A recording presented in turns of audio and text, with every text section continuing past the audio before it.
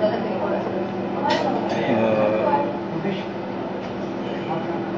रोज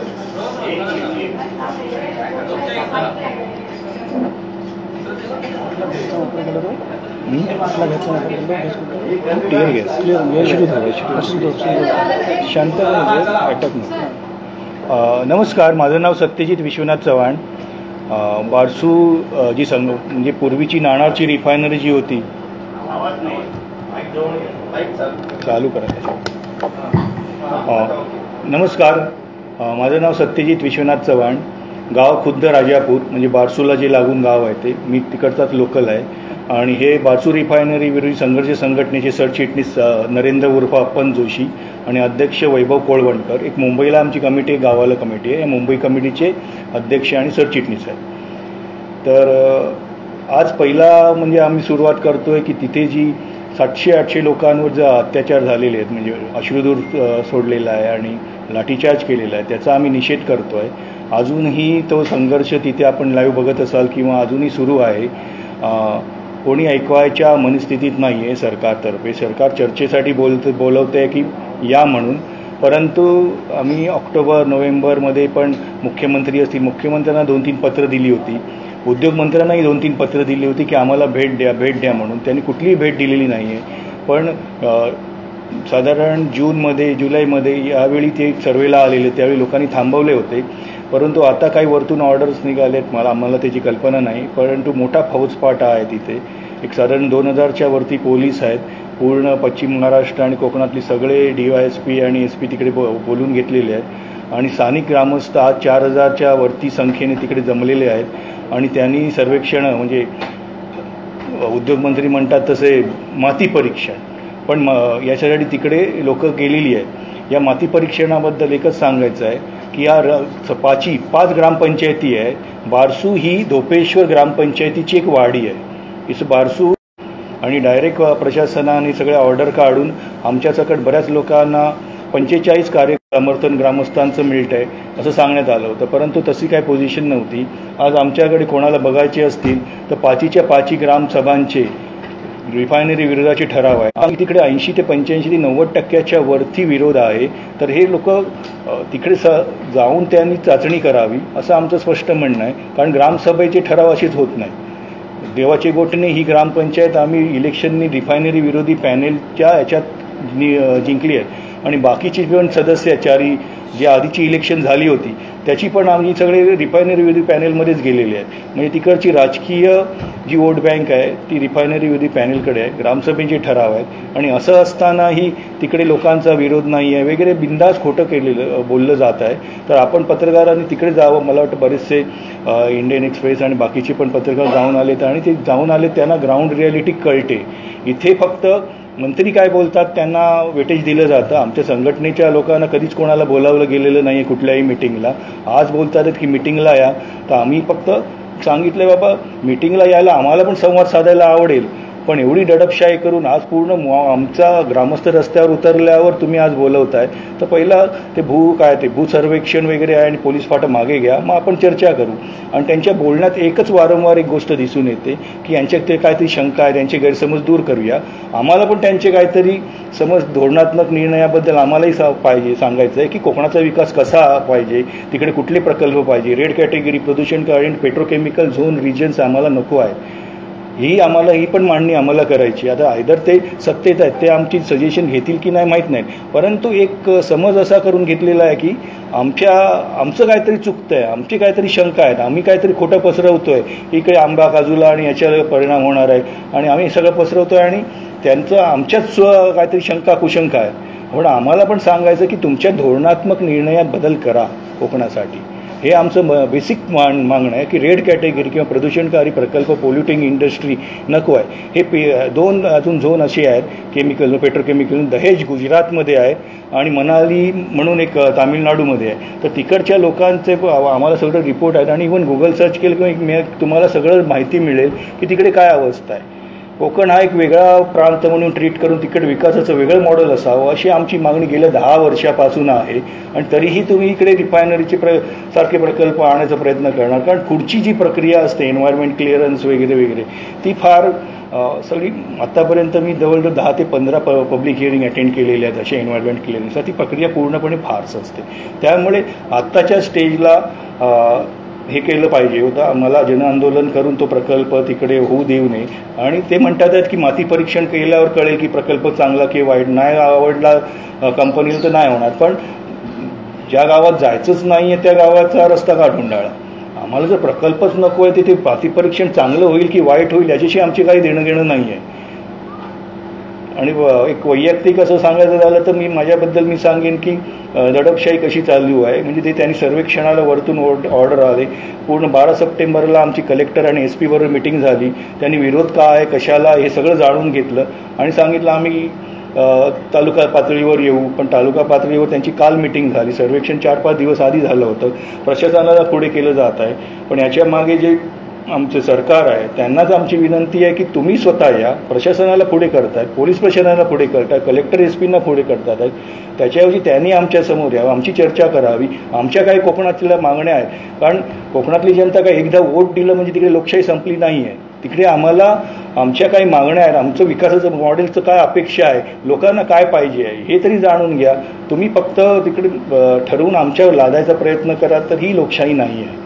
आता माझ्या वैयक्तिक सांगतो की मी शुक्रवारी रात्री निघालो. शनिवारी रत्नागिरीला पोचलो माझ्या मित्राकडे. तर तिथे साधारण 11:15 ते 11:30च्या दरम्यान एक मला डिटेक्शन ब्रांच असे DB बोलतात त्यांना. तर त्यांनी कुठलंही वॉरंट वगैरे न घेता डायरेक्ट उचललं म्हणजे त्यांनी कारमध्ये बसवलं आणि एका ठिकाणी त्यांच्या ऑफिसमध्ये घेऊन बसले. आणि रत्नागिरी सिटी पोलीस स्टेशनला रात्री 22:39च्या टायमिंगला ॲरेस्ट दाखवली. तोपर्यंत 11 तास विदाऊट एनी वॉरंट किंवा कुठली इंटिमेशन कुठलंही मी ICARD विचारलं नव्हतं. त्यांनी सिव्हिलमध्ये होते आणि अशा प्रकारे त्यांनी ते 11 तास दाखवलं आणि रात्री PC दिली, पोलीस कस्टडी दिली. आणि दुसऱ्या दिवशी राजापूर कोर्टात घेऊन गेले. राजापूर कोर्टाकडे त्यांनी 15 दिवस ज्युडिशियल कस्टडी मागितली. राजापूर कोर्टाने 2 दिवस दिली, 25 आणि 26. तर 26ला ज्युडिशियल कस्टडी अजून 15 दिवस वाढवावी म्हणून पोलीस प्रशासनातर्फे याचिका करण्यात आली होती कोर्टामध्ये. पण कोर्टाने ती फेटाळली. परंतु ते रात्री 5:30 नंतर जेलचे दरवाजे बंद होतात. तर त्यामुळे सकाळी 11 वाजता मी बाहेर पडलो. तर परत सिटी पोलिसांनी मला परत अटक करून राजापूर पोलीस स्टेशनला घेऊन गेले आणि अजून एक केस टाकून त्याच्यावर 2:30 वाजता पोचलो होतो. पण कोर्टात त्यांनी प्रोड्यूस नाही केलं की आणि 4:30ला अटकेचं टायमिंग दाखवून परत PC दिली. राजापूर पोलीस स्टेशनमध्येच ठेवलं. आणि नंतर मग दुसऱ्या दिवशी म्हणजे काल 27 तारखेला राजापूर कोर्टात सकाळी प्रोड्यूस केलं 12-1 वाजता. आणि तिकडे त्यांनी सांगितलं की 3 कंडिशन टाकल्या की तुम्ही या प्रोटेस्टमध्ये भाग घेऊ शकत नाही, 15 दिवस तुम्हाला जिल्ह्याच्या बाहेर जायचं आहे. आणि अशा प्रकारे त्यांनी एस्कॉर्ट केलं कोल्हापूर मार्गाने. मलकापूरला त्यांनी शेवटपर्यंत पोलीस आले होते हा जिल्ह्याच्या बाहेर जातो की नाही. आणि तिथून मी जाऊन तिकडे आलेलं. हे माझ्या बाबतीत घडलेलं. आणि बऱ्याचशा घटना अशा घडतात आहेत की खूप सगळे आमचे कार्यकर्ते 45 कार्यकर्त्यांना नोटीस आहेत तालुका बंदीच्या. म्हणजे तालुक्यात ते येऊ शकत नाहीत त्यांच्याच घरी का तर ते ॲक्टिव्ह आहेत यांच्यामध्ये. आणि हे माझा मोबाईल 5-6 दिवस त्यांच्याकडेच होता. कारण सर्व प्रोटेस्टचे आमचे जे ग्रुप आहेत, कोर कमिटी असेल सगळं, तो डाटा सगळा डाउनलोड केला गेला असण्याचा आम्हाला शंका आहे. आणि याच्यात कुठलं मालवेळ टाकलं आहे तेही माहीत नाही आहे वगैरे काय केलं आहे ते. तर अशा प्रकारे ही दडपशाही होते. आणि अजून ते भूमिगत होते, कोण नजरेत येत नाही आहेत. पण त्यांच्यामध्ये डिटेक्शन ब्रांचची टीम सगळी लागलेली आहे. ते मोबाईल ऑफ करून म्हणजे एकमेकांशी कम्युनिकेशन पण प्रॉब्लेम झालेला आहे. म्हणजे लोकांना काय म्हणतात आंदोलनात एकत्रित आणणं, इन्स्ट्रक्शन देणं, एकमेकांचे संदेश पोहोचवणं, ती बरीचशी जवळजवळ एक गाव म्हणजे पहिलं गाव धोपेश्वर बारसू ते शेवटचं गाव देवाचे गोठणे हे जवळजवळ 15 किलोमीटरचं अंतर आहे. आणि अशा 15-20 किलोमीटरच्या अशा पूर्ण पेरिफरीमध्ये हे सगळं आंदोलन घडून आणणं, 4,000 वगैरे माणसं एका ठिकाणी जमा करणं हे फार कठीण काम आहे. आणि आताचं खारघरच्या घटनेच्या पार्श्वभूमीवर आम्ही सर्व प्रशासनाला, मुख्यमंत्री असेल, उद्योगमंत्री असतील आणि कलेक्टर असेल, कोकण डिव्हिजनल आयुक्त असतील, त्यांना सगळ्यांना पत्र दिली होती की इकडे हा सर्वे नका करू. काय झाली तर जबाबदारी तुमची. तरी पण त्याच्याबाबतही कोण नाही. 38-37 टेम्परेचर आहे, सडा असतो, कातळ असतो, कातळावर अजून टेम्परेचर फिम्स असतात. म्हणजे आजही बघितलं तर Rajapur temperature 37 but feel like 43 असं तुम्हाला इकडे दिसू देखील. आणि कुठली म्हणजे त्यांनी मानवता न दाखवता आज बराचसं लाठीचे अजून रिपोर्ट येतात आहेत, फोटो येतात आहेत, व्हिडिओ येतात आहेत. ते जास्त आज काय झालं ते मी सरचिटणीस आहे ते नरेंद्र उर्फ अर्पण जोशी त्यांना विनंती करेन की आजच्या घटनेबद्दल काय झालं. आज मी सर्वप्रथम या दडपशाहीचा निषेध करतो. तर आज जे आमचे ग्रामस्थ आहेत ते ग्रामस्थ स्वतःच्या हक्कासाठी, स्वतःच्या जमिनीसाठी आणि पर्यावरणासाठी जे लढत आहेत त्यांना माझा एक सॅल्यूट आहे. पहिली गोष्ट म्हणजे की आम्ही त्यांचे मार्गदर्शक किंवा त्यांचे प्रतिनिधी नसताना पण ते संघर्ष करतात. कारण एवढा सरकारने अत्याचार केला. गेले 4 दिवस बातम्यामध्ये तुमच्या माध्यमातून आम्ही बघतोच आहोत, मीही बघतोच आहे मोबाईलच्या माध्यमातून की कसा अत्याचार दडपशाही सरकार करते. मला शिंदे साहेबांना एकच सांगायचं आहे की जे आता तुम्ही जी भूमिका मांडली की 70% समर्थन आहे साहेब, हे मी तुम्हाला दाखवतो. हे पाच ग्रामपंचायतीचे ठराव आहेत, 100% विरोध. ग्रामसभेचे मासिक सभेचे नाही, ग्रामसभेचे 100% विरोध. हे ग्रामसभेचे ठराव आहे. जेव्हा ग्रामसभा लागते तर ग्रामसभेत ठराव केला जातो की बाई रिफायनरी पाहिजे की नको. तर हे ठराव आम्ही दिलेले नाही. हे प्रत्येक टायमाला CM साहेबांना 3 वेळा पत्र दिलं. स्वतः मी आणि सत्तरी सर कॉरिडॉरला त्यांना भेटलो होतो मंत्रालयाच्या. त्यांना तेव्हा पण सांगितलं की आम्हाला भेट द्या. तर त्यांनी बोलले की आम्ही भेट देतो, तरी पण भेट नाही. रत्नागिरीला तेव्हा त्यांचा दौरा होता तेव्हा आमचे ग्रामीण अध्यक्ष अमोल बोळे आणि दीपकशी भेटले होते, तेव्हा पण भेट नाही दिली. पालकमंत्री उदय सामंत आणि आता उद्योगमंत्री त्यांनाही 3 वेळा पत्र व्यवहार केला आम्ही की आम्हाला भेट द्या, आम्हाला भेट द्या. बोलतो आम्ही चर्चा करतो. ते कोणाशी चर्चा करतात? स्थानिक ग्रामस्थ जे आंदोलन करतायत, ज्यांची जमीन आहे, जे ग्रामस्थ आहेत त्यांना तुम्ही भेट द्या ना. तुम्ही कोणाला भेट देताय? बाकीच्यांना कोण असे आता काल जी बैठक आयोजित केली होती डॉक्टर, व्यापारी, अरे हे काय ग्रामस्थ आहेत का? मग तुम्ही दलाल लोकांशी मीटिंग करणार का? दलाली जे करतात लोकांशी ग्रामस्थ आहेत त्यांची चर्चा करा. वकील आहेत ते वकिलीचं कामं करतात. शेतकऱ्यांना शेतकऱ्याशी चर्चा करा ना तुम्ही. आमची एकच मागणी आहे. दुसरी गोष्ट म्हणजे आता उदय सामंत साहेबांनी एक मी मगाशी आय थिंक कुठं TV ABP माझ्यावरती मी प्रतिक्रिया त्यांची ऐकली की हे आंदोलन करायला भारून लोक आणली. साहेब गेली 4 दिवस आमची माणसं दिवस रात्र माळरानावरती आहेत, बॅगेत अंतरून घेऊन आहेत, चादर वगैरे घेऊन आहेत. कारण का माळरानाचा दव पडतो म्हणून. ही कुठली भारतीय लोकांना, ही स्थानिक ग्रामस्थ आहेत. तुम्हाला चर्चा करायची असेल ना तर पहिले हा सर्वे हा थांबवा. हे जे काम केलं माती परीक्षण हे पहिलं थांबवा. हे थांबलं तरच चर्चा होईल. हे कारण आम्ही काय कुठे काश्मीरला राहत नाही आहोत. आम्ही हे बाळासाहेबांची शिवसैनिक जे लोक बोलतात, जसे एकनाथ शिंदे साहेब बोलले की आमचं हे सरकार गोरगरिबांचं सरकार आहे, हा गोरगरिबावर अत्याचार होतोय तर तुम्ही शांत बसताय. मला समर्थन आहे. समर्थन कुठलं आहे तुमचं? जे काही दलाल आहे त्याचं समर्थन. आता मला सांगा पुऱ्या कोकणामध्ये जे 7 ते 8 जे जागा मालक ज्यांनी काही वर्षापूर्वी जागा घेऊन ठेवली कवडीच्या भावामध्ये त्यांचं समर्थन घेतलं. मग माझं एकच म्हणणं आहे मुख्यमंत्री साहेबांना, जर ते समर्थन असेल तर ग्रामपंचायती ह्या रद्द करा. ग्रामपंचायती कशाला पाहिजे? स्वराज्य ग्रामपंचायती ह्यांचे ठराव मांडले. लोकशाहीचा गला घोटला जातो. आज आमच्या महिला माता भगिनीवरती नको ठिकाणी, मी आता शब्द बोलू शकत नाही, अशा ठिकाणी लाठीचार्ज केलाय. फरफडत ओढले 3 दिवस. हा अत्याचार गोरगरिबांवरती होतोय. आताच्या घडीला की 700 ते 800 जवळजवळ लोकांना रत्नागिरीला घेऊन गेलेत पोलीस गाडीतून टाकून. आमचं एकच म्हणणं आहे आंदोलन थांबणार नाही. आंदोलन चालूच नाही. भले तुम्ही आमचा जीव घ्या, ग्रामस्थांचं तुम्ही बघा. आम्ही कोणी नसताना ग्रामस्थ एकजुटले आहेत. ग्रामस्थांनी सांगितलंय की आम्ही इथून हलणार नाही. कारण का जी परिस्थिती दिसते की लोकांना हा विनकोय, लोकांशी चर्चा करताय. तर माझं एकच विनंती आहे एकनाथजी शिंदे साहेबांनी देवेंद्र फडणवीस साहेबांना, गृहमंत्र्यांना, साहेब हा अत्याचार थांबवा. ही कोकणातली माणसं साधी बोळी आहेत, त्यांच्या जीवावर उतरू नका. माझी त्यांना विनंती आहे की हा जो अत्याचार आहे पहिला थांबवला पाहिजे. कारण आज त्यांच्यावरती अश्रू गोळ्याचा वापर केला आहे. लोकांचे डोळे झोंबतायत, लोकांना पुढे दिसत नाही. ब्लँक केलं पूर्ण, असा पुरा लाठीचार्ज केलाय. आज व्हिडिओ आमच्याकडे आहेत. महिलांवरती वेगवेगळ्या पद्धतीने लाठीचार्ज केलाय पोलिसांनी. महिला पोलीस नाही, पुरुष पोलिसांनी लाठीचार्ज केलाय. काही लोकांना झाईत टाकून दिले. अशी परिस्थिती चालली आहे. ही दडपशाही कोणामुळे चालली, कशासाठी चाललंय? आणि ही जी RRPCL कंपनी आहे, RRPCL कंपनीचे काय एवढे लाड केले जातात? ही रिफायनरी कोकणाची विनाशकरण आहे. जेव्हा मुख्यमंत्री होते फडणवीस साहेब तेव्हा तुम्ही रद्द केलीत ना उद्धव साहेबांबरोबर.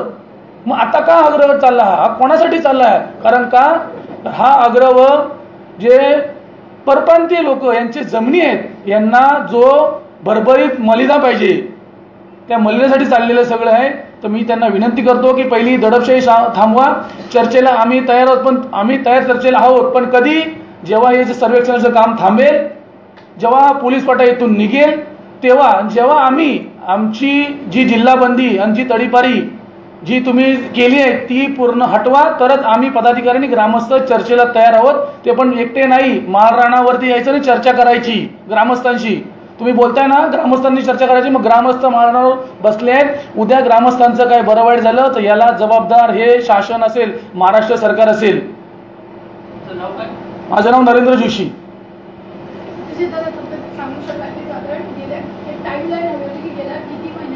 किती वेळा तुम्ही पत्र लिहिलं आणि सरकारशी चर्चा करण्यासाठी प्रयत्न केला होता आणि ते प्रयत्न झाले नाहीये, आणि आता जेव्हा आंदोलन सुरू झालंय किती वेळा पुन्हा एकदा तुमच्या समितीकडे हा प्रस्ताव आलाय की आपण चर्चा करू? पहिलं म्हणजे मुख्यमंत्री हे सरकार बदललं, महाविकास आघाडी जाऊन आता शिंदे सरकार आलं, तर ते इमिजिएटली आम्ही पहिल्याच आठवड्यात लेटर दिलं होतं. त्यानंतर अजून 2दा लेटर दिलेलं आहे. आणि उद्योगमंत्री साहेब जे पालकमंत्री आहेत उदय सामंतजी, त्यांनाही 2दा आम्ही पत्र ऑक्टोबर आणि नोव्हेंबरमध्ये दिलेली आहेत. तरी पण त्यानंतर काही झालेलं नव्हतं. म्हणजे कुठल्याही वेळी बोलवणं वगैरे आलं नाही किंवा आम्हाला रिप्लाय आलं नाही की तुम्ही येऊन भेटा वगैरे.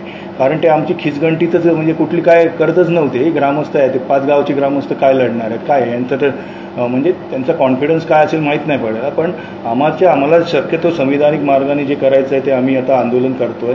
आम्हाला कोकणात इकडेच नको, नाणारमध्येही नको आहे, बारसू सोलगावमध्येही नको आहे. आम्हाला केमिकल झोन जो लोटे परशुरामपेक्षा कितीतरी पटींनी जास्त प्रदूषणकारी आहे. आणि आम्ही विकासाची विरोधी असं नाही, आम्हाला दुसरे प्रकल्प पाहिजे. त्याची पण मांडणी आम्ही बऱ्याच वेळा केलेली आहे. परंतु त्यांना सूट होते कॉर्पोरेट आणि प्रशासनाला आणि राज्यकर्त्यांना जे सूट होतात आणि ते प्रकल्प इकडे ते आणायचा प्रयत्न करतात आणि लोकांची म्हणणं जराही ऐकून घेतलं नाही. आणि तिकडे प्रकल्प एखादा आला की जमिनीचे व्यवहार वाढतात. जसं नाणारमध्ये वाढलं होतं तसं इकडेही वाढले आहे. सगळे कोणी म्हणजे प्रशासकीय अधिकाऱ्यापासून बऱ्याच लोकांनी सगळ्यांनी जमिनी इथे घेतलेल्या आहेत आणि ते जमिनी मालकांची संमती घेतात आहेत. आता सध्या त्या दलालांतर्फे राबवली गेली होती आणि सगळी राजकीय आशीर्वादानेच हे सगळं झालेलं आहे. साधारण 2000 एकर एक जमीन नाटे आंबोळगड, कारण 2 प्रकारचा प्रकल्प, एक समुद्रकिनाऱ्याचा जो भाग आहे तो जेट्टी आणि क्रूड ऑइल टर्मिनलसाठी आहे, तिथे 2000 एकर आहे. नाटे आंबोळगड राजवाडी 3 ग्रामपंचायती तिथे आहेत आणि 5 ग्रामपंचायती इथे. दोन्ही ग्रामपंचायतीमध्ये साधारण 20 किलोमीटरचं अंतर आहे आणि समुद्रातून सौदीमधून येणार क्रूड ऑइलचं तिकडे टाक्यामध्ये क्रूड ऑइल साठवलं जाणार, जिथून 15-20 किलोमीटर बारसू सोलगावमध्ये तिकडे रिफायनरी कम पेट्रोकेमिकल कॉम्प्लेक्स आहे. आणि परत तिकडे वारंवार तुम्ही बघत असाल की आपले उपमुख्यमंत्री नेहमी बोलतात एक पेट्रोकेमिकल इकोसिस्टीम इथे तयार होणार आहे. म्हणजे बेसिक मटेरियल जे आहे पॉलिमर्स किंवा काय असेल ते रिफायनरीपासून तयार होऊन त्याच्या आधारित 100-150 बाकीच्या कंपन्या ज्या सगळ्या केमिकल कंपन्या असतील. आपण एक दहेज किंवा गुजरातला दहेजला इकडे असा एक पेट्रोकेमिकल झोन आहे तो आपण बघू शकता आणि तिकडे काय लोकांचे हाल चालले. मनाली म्हणून एक बोललो तामिळनाडू आहे, तिकडे पण लोकांचे काय हाल चालले. कारण आपल्या ज्या रेग्युलेटरी बॉडी आहेत त्या बॉडी चांगल्या असत्या तर रत्नागिरीच्या ज्युरिडिक्शनमध्ये येणारे लोटे परशुराममध्ये आजही आपल्याला 15 मिनिटं नाक बंद करावं लागलं नसतं, बोईसरलाही नाक बंद करावं लागलं नसतं, अंबरनाथलाही नाक बंद करावं लागलं नसतं. आमचा कुठल्याही रेग्युलेटरी बॉडीवर विश्वास नाही.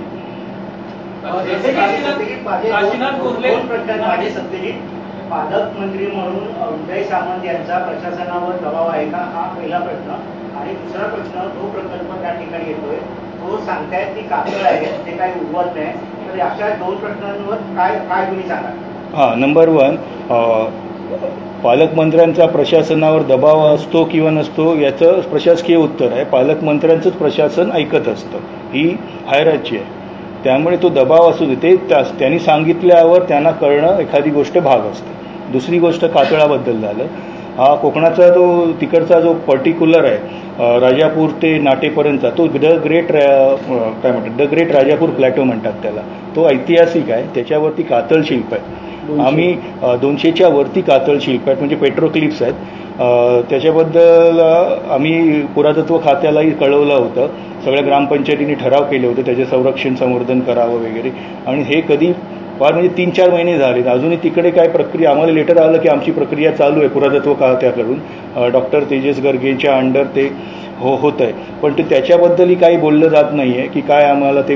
आणि दुसरं गोष्ट म्हणजे ते हा बॅरन लँड हा जो कन्सेप्ट आहे कोकणातल्या सड्याबद्दलचा तो मिसकन्सेप्शन आहे. तुम्ही जेव्हा PBR म्हणजे पीपल बायोडायव्हर्सिटी रजिस्टर जेव्हा आपल्या लॉमध्ये असतं तिकडे बघितलं तर तिकडे 350-300च्या वरती वनस्पती असतात. जुलै ते कास पठारालाही मात देईल असं बारसूचा सडा आहे आजच्या डेटला. आणि तिकडे बऱ्याचशा IUCNच्या रेड लिस्टमधल्या बऱ्याचशा स्पीसीज आहेत आणि तो एक पूर्ण समुद्रसपाटीपासून एक साधारण 80-100 फूट उंच असतो आणि ते पूर्ण स्पॉन्जी असतो. तुम्हाला कातळ म्हणजे चिरा बघितला असेल रेड जांभाडागर, तर तो एक स्पॉन्जी असतो, त्याच्यामुळे ते वर्षभर खालच्या विहिरींना पाणी वगैरे मिळत असतं. आणि त्याच्यामधल्या स्पेशल तिकडचा काजू किंवा आंबा असतो त्याला स्पेशल एक टेस्ट असते, कारण त्याच्यामध्ये आयर्न आणि मॅग्नेशियम असतं. या बऱ्याचशा टेक्निकल गोष्टी आहेत, पण या टेक्निकल गोष्टींवर ते लक्ष देत नाही आहे. फक्त जमीन इकडे इन्व्हेस्टरना आणायची आणि त्यांच्याकडून संमती घ्यायची आणि इकडे प्रकल्प आम्हाला जमीन मिळते आहे ना, बाकी तुम्ही गेली खड्ड्यात पंचक्रोशीतली जनता. आज ग्रामपंचायतीच्या हद्दीत कुठला प्रकल्प व्हावा किंवा नाही व्हावा हे 2 लँडलॉर्ड ठरवणार आहेत की उरलेले 98 जनतेला पण काय त्यांचा से आहे.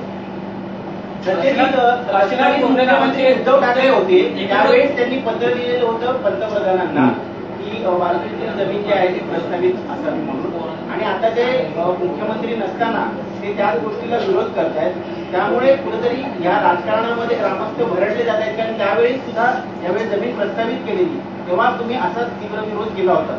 साधारण एक जोडून काशीनाथ गोरले या स्थानिक नेत्यांना असं सांगितलंय, आम्ही आंदोलन मागे घेत आहोत, तात्पुरतं 3 दिवसांसाठी स्थगित करत आहोत. एकीकडे तुम्ही म्हणताय आंदोलन मागे घेणार नाही, तर दुसरीकडे त्यांना आंदोलन मागे घेत असल्याची नुकतीच घोषणा केली. आता कसं झालेलं आहे, एक पहिलं मी उद्धव साहेबांबद्दल बोलतो. नाणार परिसरात साधारण शिवसेनेने भूमिका घेतली होती. नाणार इथे रिफायनरी होणार नाही ही काळी दगडावरची रेघ आहे, परंतु दुर्दैवाने सगळे पक्ष असतील, पक्षानं धोरणात्मक निर्णय कोकणात रिफायनरी नको किंवा रेड किंवा पोल्टिंग इंडस्ट्री नको असा धोरणात्मक निर्णय घेण्याची कोणाची क्षमता किंवा ताकद किंवा मानसिकता नाही आहे.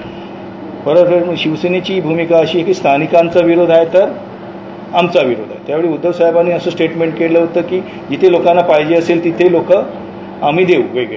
परंतु मला वाटतं माझ्यापेक्षा मी तिकडे होतो रत्नागिरीला कोर्टात जेलमध्ये, तर मला वाटतं हे परवा उद्धव साहेबांना जाऊन मातोश्रीवर भेटलेले आहेत, ते नक्की काय म्हणालेत हेच सांगू शकतील.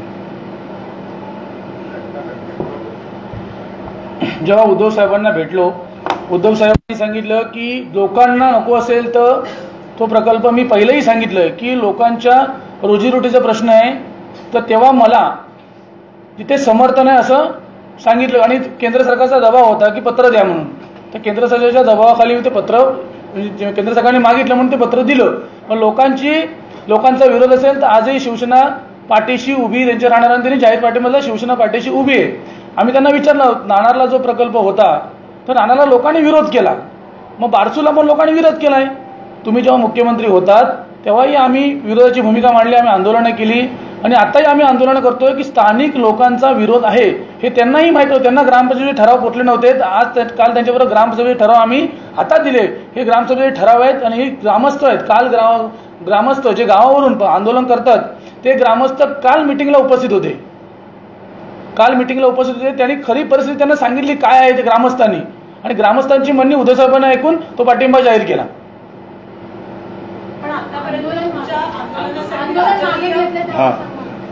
आतापर्यंत राजकीय पक्ष म्हणजे भाजप पक्षाला सगळेच प्रकल्प पाहिजे असतात, त्यामुळे तो नाणारपही त्यांना पाहिजे होता आणि बारसूसोला डे 1 पासून पाहिजे होता.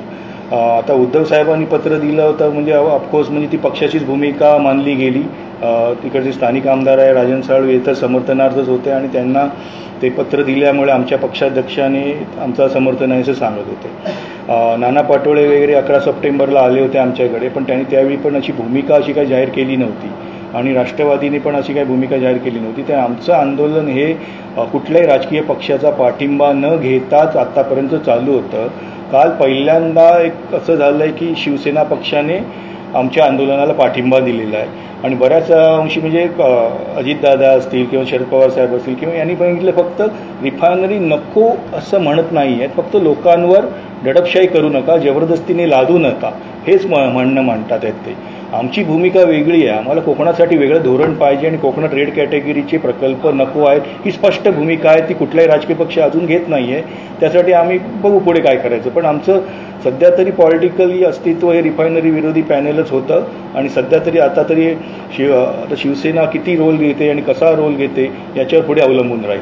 काशीनाथ बोर्लेंबद्दल मी प्रश्न हां, विचारला होता. काशीना आता मला पण नवीन आहे, कारण आत्ताच मी उशिरा काय झाला की गावची काय अपडेट आहे ते घेत होतो. आता एका झाडाखाली ती सगळी माणसं बसलेली आहेत, त्यांना पोलिसांनी घेराव घातलेला आहे. तर नक्की काय करायचं, कारण तिथून पुढे जायचं तर 1-1.5 किलोमीटर जायचं आणि जेवण खाण वगैरे काही झालेलं नाही आहे. तर असं ठरवलं की संध्याकाळ पण बसून निघून जातील आणि 1 दिवसात परत पुढे काय करतील ते आता आम्ही स्वतः इकडून काय डिसाईड करत नाही. ती ग्राउंडची सिच्युएशन कशी आहे, ग्रामीण कमिटी पण तिथे आहेत, ग्रामीण सगळे कार्यकर्ते आहेत ते ठरवतात आणि आम्हाला इन्फॉर्म करतात. त्यामुळे आत्ता येतील याच्यावर म्हणजे 1-2 दिवसाचा गॅप घ्यायचं ठरलं असू शकतं, मोठ्या माहीत नाही ते. भरपूर म्हणजे त्या भागात जो डिसिजन होईल तो तुम्ही मान्य करणार का? जर तुमच्या विरोधातला हा म्हणजे आता तुम्ही जे सांगताय की वक्तव्याच्या विरोधातला डिसिजन असेल नाही, ऑन एक लाईन असते ना डिसिजनची, ती कधी डिफर होत नाही.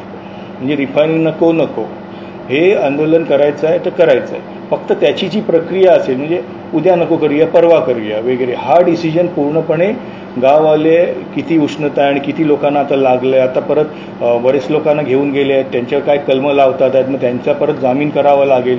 परवा 111 महिला प्लस 105 महिला आणि 6 पुरुष 111 आणि मला पण त्या केसमध्ये टाकलं 112 जणांवर झाला होता. तर त्यांची ती प्रक्रिया करायला रात्रीचे 2-3 वाजले होते. तर त्या हिशोबाने त्यांनी काय निर्णय घेतला असेल, 1 दिवस गॅप देऊन पुढे करायचं. पण आय थिंक ती गावची कमिटी ठरवेल काय असेल तर आम्ही इमिजिएटली मीडिया ग्रुपवर कळवू. ते ग्रामस्थ आहेत शिवणे खुर्दचे आणि ते बऱ्यापैकी म्हणजे असं पुढे वक्तृत्व चांगलं आहे आणि थोडीशी लिडरशिप क्वालिटी आहे त्यांच्याकडे. हां, रिफायनरी विरोधी संघटनेमध्ये त्यांचं काही पद असं नाही आहे, कारण रिफायनरी विरोधी संघर्षाचे पद सगळ्यांचे मोबाईल ऑन ट्रॅक आहेत. पटकन ते चालू करून बंद करतात तर अर्धा तासात तिथे पोलीस येतात. प्रश्न होते की उद्योग मंत्री उदय सामंत हे त्या दिवशी पण म्हणजे आजही म्हणजे मला आजही सांगा मी येऊन बसतो ग्रामस्थांबरोबर चर्चा करायला मी तयार आहे.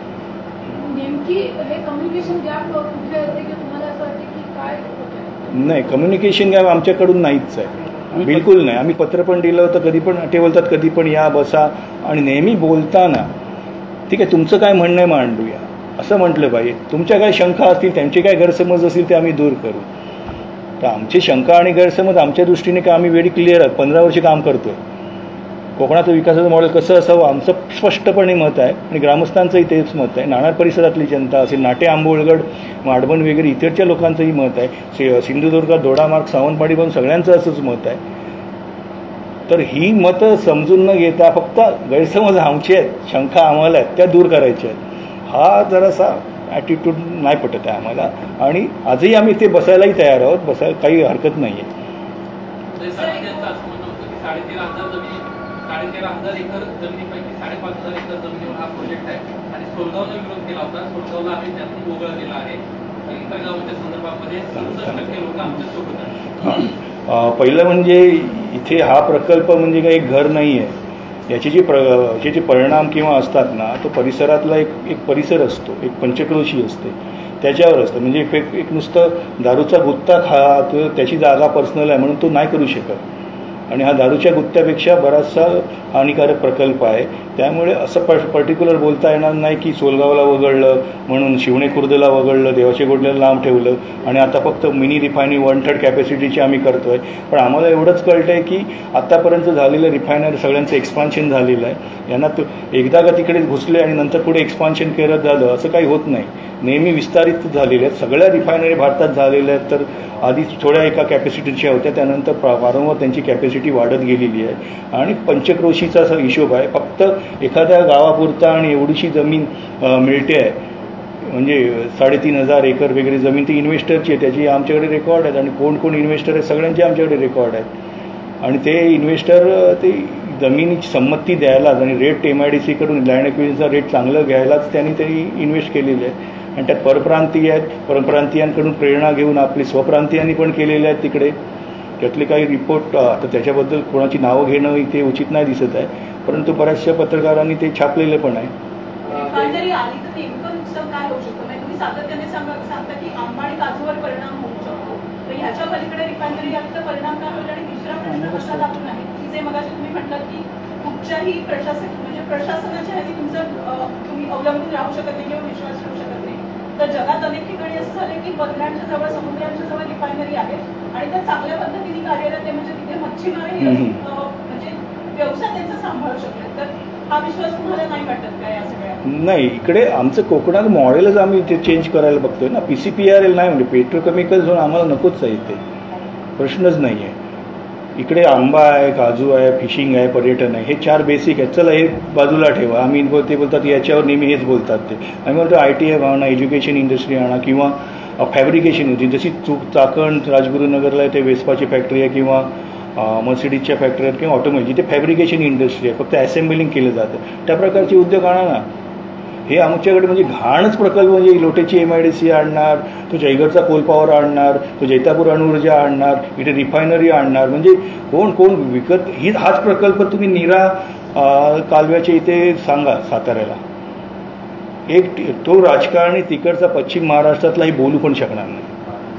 आणि दुसरा प्रश्न असा होता की नुकसान काय होईल अशी हां, भीती वाटते? नुकसान म्हणजे हा केमिकल झोन आहे, म्हणजे तिकडे काही तुमची काय चांगला ऑक्सिजन सोडत नाही आहे आणि त्याचा पूर्ण SO2 असेल किंवा याच्यामध्ये त्या आंब्याच्या मोहरावर परिणाम होतो. आणि ते CETP किंवा ते एफ्लुएंट 0 एफ्लुएंट म्हणतात किंवा तसं काही नसतं. ते बोलतात मिनिमम नॉर्म्समध्ये हे केले जातात. मिनिमम नॉर्म्समध्ये आज असतं तर लोटे परशुरामला परत बोलतो नाक बंद करायची गरज नसती. मिनिमम नॉर्म्स इकडे आपल्याकडे एन्व्हायरमेंट कंप्लायन्स पाळली जात नाही आणि कोण विचारत नाही. एकदा बसले की तिकडे फुल दादागिरी असते, प्रशासनाच्या अंडर ती कंपनी जाते. आज बऱ्याचशा रिफायनरीच्या परिसरात किंवा इकडे सगळे बांधलेले असल्यामुळे पुढे याच्यामध्ये भारतात अनुभव वाईट आहे. मी 15 वर्ष या स्टेजमध्ये काम करतोय, कंप्लायन्समध्ये काही रिझल्ट मिळत नाहीत. जैतापूरचा सडा जो होता, जैतापूर अणुऊर्जाचा मालवणचा जो कातळ होता, तो म्हणजे जो प्रकल्प उभा करण्यासाठी अख्खा कातळ कापावा लागणार होता, तो सडा कापून टाकणार होता आणि नंतर असं लक्षात आलं की तिथून एक भूकंपप्रवण क्षेत्र जातो आणि हा सगळा विचार करून मग शेवटी तो प्रकल्प ऍक्च्युली ती कंपनी पुढे केली हा गोष्ट. पण तिकडे सगळं निसर्गाचं चक्र या प्रकल्पाच्या विरोधात होतं आणि त्याच्या हाकेच्या अंतरावर हा बारसू सोनगाव प्रकल्प आहे. तिथे त्या कातळाची काय स्थिती आहे आणि तिथे झालं तर काय भयानक चित्र भविष्यात असू शकतं. नाही, जैतापूरच्या बाबतीत तो आता विषय नको, तो मग लांबच जाईल. फक्त 2 विषय सांगतो. तो अणुभट्टीला जो पाया लागतो तो बसाल्ट लागतो, काळा दगड लागतो आणि तिकडे 80-90 फूट आहे तो लॅटेराईट आहे. तो लॅटेराईट वर कुठलंही फाउंडेशन एवढ्या मोठ्या प्रकल्पाचं होत नाही, त्यामुळे तो कापायचा आणि तिकडे कॉन्क्रीट लावून परत तर खर्च वाढणार होता ती होता. आणि भूकंप आमचा RTIमध्ये आम्ही केलं होतं की 2018पर्यंत जिओलॉजिकल सर्वे ऑफ इंडिया नागपूरकडून आम्ही RTI मागितले होते की तुम्ही अभ्यास केला आहेत का याचा वगैरे. तर शेवटी मग माहिती आयुक्त दिल्लीमध्ये व्हिडिओ कॉन्फरन्सिंगमध्ये त्यांनी मान्य करावं लागतं न्यूक्लिअर पॉवर कॉर्पोरेशनला की आमचा भूकंप प्रवणतेचा अभ्यास अजून पूर्ण झालेला नाही आहे. मग त्यांनी सांगितलं ॲफिडेविट द्या. ते ॲफिडेविट आमच्याकडे अजूनही आहे की त्यांचा भूकंप प्रवणतेचा अभ्यास झालेला नाही आहे माडबन प्रकल्पाचा अजून, कारण आज बरेचसे त्यांनी रिव्हील नाही केलं आहे RTIमध्ये. तिथूनच बाजू सोनगाव आहे, तिथे काय परिस्थिती असू शकते? नाही, तिकडचा आमचा भूकंप प्रवणताचा अजून तरी तिकडे काही तसा अभ्यास आम्हीही केलेला नाही आहे, कारण ऑफिशियली हा प्रकल्प नाहीच आहे अजून. ऑन पेपर काही नाही आहे रिफायनरीचा. सत्यजीत जी, हिंदी में जानना चाहेंगे जिस तरीके से आज आंदोलनकारियों के ऊपर लाठीचार्ज देखी गई, आज के आंदोलन देखे गए, तो अब चल के आगे आपकी क्या भूमिका होगी? किस तरीके से आप इसका विरोध करने वाले हैं? मुख्यमंत्री और उपमुख्यमंत्री को क्या कहेंगे आप? अभी भूमिका एक सिंपल सादी है कि हमको रिफाइनरी नहीं चाहिए, डेट्स ऑल. वो उसमें कुछ चेंज होने वाला नहीं कि 1/3 कैपेसिटी की हम ले लेंगे या ये इंस्ट्रूमेंट लगा देंगे या 0 एमिशन है या 0 डिस्चार्ज रिफाइनरी देंगे, वो नहीं है. क्योंकि ये रिफाइनरी नहीं है. अब रिफाइनरी का पार्ट कम है क्योंकि पेट्रोल डीजल की ज़रूरतें वैसे कम होती जाएगी, बट एक पेट्रोकेमिकल्स जो प्लास्टिक है, पॉलीमर्स है, HDP LDP प्लास्टिक है, ये जो रोज़मर्रा की ज़िंदगी है, तो उसके लिए जो लगता है वो पेट्रोकेमिकल जोन ही ज़्यादा होने वाला है और उसके बेस पर आजू बाजू में वो इंडस्ट्री फैलने वाली है. तो हमको ये मतलब सिर्फ रिफाइनरी तो आजू बाजू का पूरा एरिया एक केमिकल जोन होने वाला है. तो हम लोग देख रहे हैं कि फ्यूचर क्या होने वाला है कोकण का. और वी वांट टू प्रोटेक्ट आगे हमारा कोकण, इसलिए हमको क्लियर है। उसके लिए क्या कर रहे हैं कि हम लोग पॉलिटिकल पार्टीज़ को मिल रहे हैं, क्योंकि 2-3 चीज़ें होती है। एक जन आंदोलन है, वो जन आंदोलन जारी है, मीडिया से बात कर रहे हैं तो ये मीडिया है, तीसरा स्तंभ प्रशासन है, प्रशासन को हमने इतना बड़ा अभी तक हमारा निवेदन का 200-300 लेटर्स हो गए, लिखे वगैरह कोई लेटर नहीं आ रहा है। चौथा था पॉलिटिकल, मतलब जो वोट बैंक है, वोट बैंक जा रही है, वोट बैंक अपने खिलाफ जाएगी, उसके लिए तो कोई आए तो चलो, उद्धव जी आए, कल आए, डिक्लेयर किया, हमने स्वागत किया है। तो अभी आगे देखेंगे क्या होने वाला है। जैसे कि आपने कहा कि पॉलिटिकल पार्टीज से आप बात करें तो कई सारी विपक्ष पार्टियां हैं वो आपको समर्थन देना चाह रहे हैं। हाँ। उनका ये भी कहना है कि अगर इस निर्णय को पीछे नहीं लिया गया तो फिर वो आपके साथ आंदोलन में बैठेंगे। इसे आप किस तरह से देखते हैं? नहीं, हम लोग का सभी पार्टियों का स्वागत है। हम लोग राजू शेट्टी से भी साथ से भी मिले थे बहुत महीने पहले, तो उन्होंने बोला मैं आपके साथ में हूँ। प्रकाश आंबेडकर जी से भी मिले थे, उन्होंने बोला वो भी हमारे साथ है। आज तक जो MP वहाँ के विनायक राउत जी, भले उनके पक्ष की भूमिका कल तक नहीं थी, लेकिन फिर भी वो गए 1 साल से हमारे साथ है, मैं तुम्हारे साथ हूँ। भले MLA हमारे तुम्हारे साथ नहीं है, बट जो भी प्रेस कॉन्फ्रेंस था, जो बोलने का था कि लोगों पे मत प्रेशर करो, तो वो सब हमारे साथ है। अगर वो और जितेंद्र जी आवाड़ जी ने भी अपना मुद्दा उठाया था इसमें, तो हम लोग उनका क्या होता है कि ये डिसीजन पॉलिटिकली होता है, ये कैबिनेट में ही होता है। तो ये पॉलिटिकल पार्टीज ही अल्टीमेटली हम लोग MLA चुनते हैं, वो मंत्री होते हैं और वो डिसीजन लेते हैं। तो it's a political decision only. तो पॉलिटिकल पार्टी को हमको साथ में लेना ही लेना है। जो हमारे साथ आ रहे हम लोग उनका स्वागत करते, आओ डिसीजन लो, सरकार पे प्रेशर डालो, लोगों की बात सामने रखो सरकार के, और रिफाइनरी रद्द करने में हमारी मदद करो। आपकी सवाल पूछना चाहूंगी, जो लाठीचार्ज हुआ है स्थानीय लोगों पर, आपके गोले फेंके गए हैं, तो क्या आप जो आंदोलन है कंटिन्यू करेंगे या फिर कुछ देर तक आप? हाँ, मतलब अभी मैंने बोला कि गांव की पोजीशन क्या है, कितने जनों को लगा है, कितने लोगों के लिए अभी हमको जामीन मतलब बेल आउट करना पड़ेगा उनको वगैरह, वो सब देख के 1-2 दिन का गैप हो सकता है, लेकिन मुझे पता नहीं। वो ग्रामीण कमेटी है हमारे इधर, मतलब कमेटी में बहुत सारी डेमोक्रेसी है। बॉम्बे के डिसीजन बॉम्बे वाले लेते, गांव के गांव में लेते, और कुछ जॉइंट डिसीजन कॉन्फ्रेंस कॉल में होते हैं। There is not a single leader. आपने भी बोला था कि जो लैटराइट प्लाटोज हैं वो सरकार के नजरिए से देखा जाए तो बैरन लैंड। हाँ, वो महसूल के रेवेन्यू रिकॉर्ड में बंजर है, बैरन लैंड लिखा हुआ है। तो सरकार के नजरिए से देखा जाए तो वो लैंड की वैल्यू तभी आएगी जब आप पे कुछ बिजनेस शुरू करेंगे, जैसे पेट्रोकेमिकल रिफाइनरी या फैक्ट्री या कुछ और। लेकिन जो गाँव के मूल निवासी हैं, जो कैशू फार्मिंग कर रहे हैं, मैंगो फार्मिंग कर रहे हैं, जो फिशरीज करते हैं, उनके लिए और इकोलॉजिकली ये लैंड का क्या महत्व है, उसके बारे में थोड़ा कुछ बता दीजिए। इकोलॉजिकली मतलब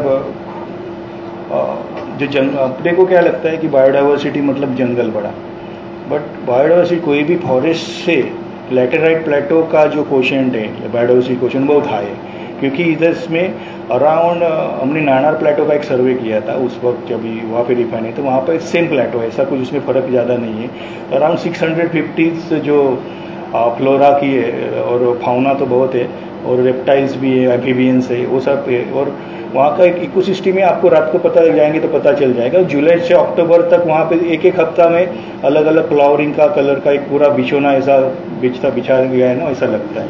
और वो पानी का सोर्स तो है ही, और प्लस कल्चरल वैल्यू है वहाँ पे। आधा पेट्रोक्लिप्स है, और वो रिपोर्ट अपना महाराष्ट्र आर्कियोलॉजिकल डिपार्टमेंट के पास भी वो सब है। और प्लस अगर कोई भी थोड़ी सी जगह भी है वहाँ पे हम लोग कुछ करना चाहते, तो हमने अल्टरनेटिव इंडस्ट्री की भी बात की है। हमको सिर्फ ये रेड कैटेगरी की polluting refinery plus petrochemical complex नहीं चाहिए, ना सिर्फ बारसू में, ना सिर्फ नानार में, ना तो हमको पूरे कोकण में नहीं चाहिए। That's all. मुंबईत माहुल भागाच्या रिफायनरीमध्ये स्थिती झाली आहे, ही स्थिती आता कोकणात देखील होईल अशी भीती वाटते? ठीक आहे, मी काय असं म्हणत नाही की माहुलची रिफायनरी 1970sच्या कधीतरी झाल्या असतील आणि त्याची ओल्ड टेक्नॉलॉजी असेल वगैरे वगैरे, परंतु त्याच्या इकडे पण अल्टिमेटली आम्ही विषयाची परीक्षा घेऊ शकत नाही। आणि सांगितलं एन्व्हायरमेंट कंप्लायन्स अँड रेग्युलेटरी बॉडीजचा भारतातला रेकॉर्ड खूप खराब आहे। आणि या पुढच्या ज्या प्रोसेस आहे, म्हणजे एन्व्हायरमेंट क्लिअरन्सला त्यांनी टाकलं प्रपोजल, मग पब्लिक हिअरिंग होणार, एन्व्हायरमेंट इम्पॅक्ट असेसमेंट होणार, मग आमच्याकडून ऑब्जेक्शन मागवणार, आम्ही लिहिणार की इकडे पोल्युशन होणार, ते लिहिणार की इकडे नाही होणार, आणि EC मिळणार। ही सगळी प्रक्रिया सेट झालेली असते। त्यामुळे या प्रक्रियेत आम्हाला जास्त विश्वास नाही आहे. आणि ग्रीन कोर्ट असेल किंवा या मोठ्या प्रकल्पाबाबत जजेसची पण एक ते एलिट क्लासमधून आलेले असतात, ते विकासाच्या अँगलने बघतात. पण जैतापूरची याचिका मीच घेऊन गेलो होतो 2010 साली. तर एवढे मोठे एक गांगुली आणि गणपत सिंघवी जज होते, म्हणजे ते प्रोग्रेसिव्ह जज मानले जातात. पण ते एवढा मोठा प्रकल्प आहे आणि असं होतं. आणि काय म्हणतात, आंतरराष्ट्रीय कराराच्या अंडर जे प्रकल्प येतात ते पुढे या नॉर्म्समध्ये कोण बघत नाही, तर इन्व्हेस्टमेंट म्हणून बघितली जाते. आणि ते लोकल लोक काय असतील, राहिले तर राहिले, नाही तर नाही राहिले, त्याच्याशी कोणाची कन्सर्न नसतं. हा प्रकल्प झाला तर यातून लाखो रोजगार निर्माण होईल असं सरकार सांगते. यात किती तुम्हाला तथ्य? इकडे समजा मोठा प्रकल्प ज्यांनी ते कन्सिडर केला होता, ते 1,00,000 ते 1,50,000 रोजगार कन्स्ट्रक्शन स्टेज, त्यांनी ते बायफर्गेशन नाही दिलेलं आहे. जस्ट एक वर्ड दिलेलं आहे 1,00,000-1,50,000, बायफर्गेशन काही दिलेलं नव्हतं. आणि हवे जो लेबर क्लास असतो सुरुवातीचा, तो काय आपला कोकणातला माणूस लेबर क्लासला काम करणार नाही, ते तिकडे नॉर्मली ओडिया, झारखंड आणि बिहारचेच लेबर आहे. कारण याचं सेम मॉडेल जयगडला आम्ही बघितलेलं आहे. तो कन्स्ट्रक्शन स्टेजचा जो 3-4 वर्ष काम झाले तोच रोजगार असेल. आणि मग त्याच्यानंतर जो असेल तर आर्टिफिशियल इंटेलिजन्स आणि ऑटोमेशनने जे करणार असेल, एक साधारण 4-5 हजार लोकही अख्खा प्लांट चालवतील आणि त्यासाठी हायली टेक्निकल लागतील. मग इकडे फक्त माळीकाम, वॉचमेन आणि आजूबाजूची जे राजकारणी किंवा मोठे झाले असतील गब्बर, कॉन्ट्रॅक्ट बेसिसवर लोक लाईन लावून तिकडे कामं करायला जातील. त्याची आम्हाला पिक्चर क्लिअर आहे पुढे रोजगाराचं इथे काय. आणि एवढ्याच साध्या 5-10 हजाराच्या रोजगारासाठी आम्हाला आमचं स्वर्गीय कोकण नाही खराब करायचं. मुंबईतल्या कोकणातल्या चाकरमान्यांना मोठ्या प्रमाणात संघटित करून मोठी अवेअरनेस, जाहीर सभा असं काय करायचं विचार? खरं तर खूपच करायचं आहे. पण आम्ही सांगतो ना, दोन वर्ष झालं आम्हाला आमची सगळ्यांची पर्सनल लाईफ ना खूप डिस्टर्ब झालेली आहे. याच्यातच 7 दिवसाचे 7 ते 8 तास याच्यातच चालले पूर्णपणे. कोणी राजकीय पक्ष नव्हता, काही नव्हतं. इकडे आम्ही धावपळ करतोय, लेटरबाजी करतोय. आतापर्यंत बरीचशी आंदोलन झाले. 30 मार्चला मोर्चा झालेला, 28 मेला 2022ला महिला मेळावा झाला आहे, 6 जून, 8-9 जून, 29 जून, 20-19-20 ऑगस्ट सर्वेला आलेली, त्यावेळी थांबवलेलं आहे. आणि अशा प्रकारचे बरेचसे कंटिन्युअस मिटिंग गावागावात झालेले आहेत तिकडच्या. परंतु अख्ख्या कोकणामध्ये आम्ही हा सांगू इच्छितो, सगळ्यांचा विरोध आहे. आज कोकणामध्ये रत्नागिरी, सिंधुदुर्ग 2 जिल्ह्यात तुम्ही जर मतदान घेतलं, जन्मत आजमावलं, 90% वरती तुम्हाला कळेल की लोकांना नको आहे प्रकल्प. फक्त तो संघटितपणे दिसत नाही आहे, हा मोठा प्रॉब्लेम आहे. कोकणातल्या ज्या मुंबईत चाकरमानी आहेत, हा माहिती, त्यांचाही विरोध आहे. त्यांना संघटित करून मुंबईत आम्ही सगळ्यांनी, तुम्ही पण पुढाकार घ्या की आमच्याकडे म्हणजे मॅन पॉवर कमी पडते. That's all. कारण आमच्याकडे कुठल्या राजकीय पक्षाचं संघटन नाही आहे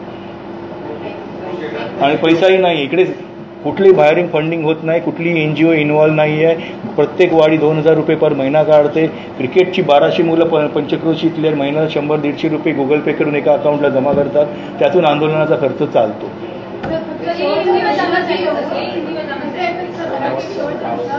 लाठीचार्ज झाला, अश्रूधूर सोडले, पण मुख्यमंत्री म्हणतात लाठीचार्ज पण झाला नाही.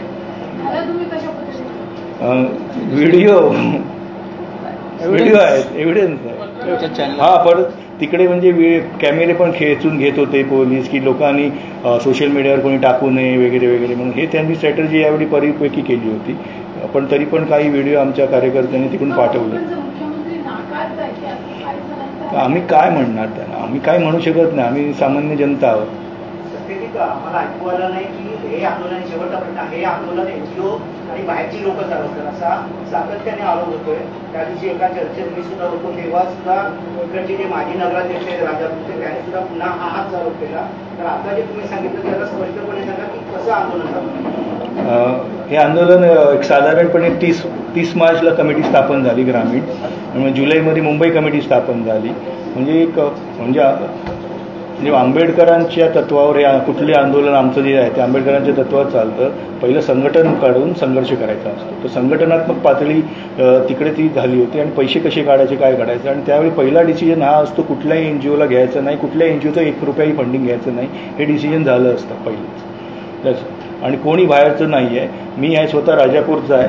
बारसूला लागून जे शहर आहे ते राजापूरचं आहे. माझ्या बाजूच्या गावात काय व्हावं आणि एखादं चल घर बांधत असेल तर मला काही फरक पडला नसता. पण एवढी मोठी इंडस्ट्री, ती पण केमिकल इंडस्ट्री होत असेल तर माझ्या घरात पण नाही. मला गावाला जाऊन राहायचं आहे, तर मी तिकडे विरोध करणार. हां, आपको क्या चाहिए? हां, नॉर्मली कोई भी आंदोलन चलता है इसमें फॉरेन हैंड है कि ये NGO है, देश के विकास के लिए जो विघातक शक्ति है वो